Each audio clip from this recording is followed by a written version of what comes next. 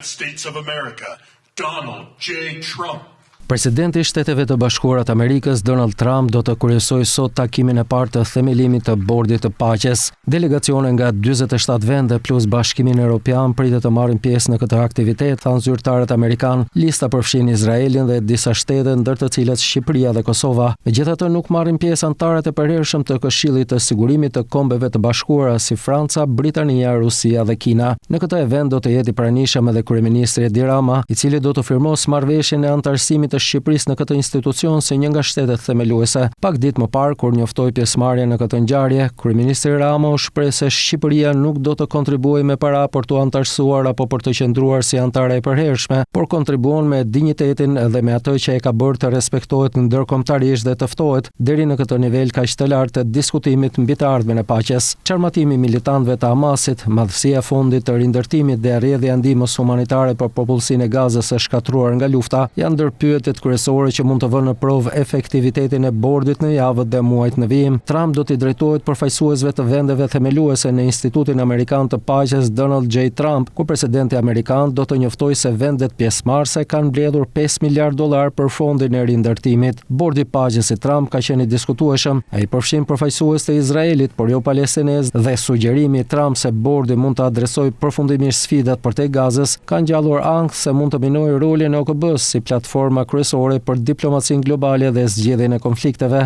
Zyrtarë të lartë amerikanë thanë se Trump do të njoftojë gjithashtu se disa vende po planifikojnë të dërgojnë mijëra trupa për të marrë pjesë në një forcë ndërkombëtare stabilizimi që do të ndihmojë në ruajtjen e paqes në Gaza.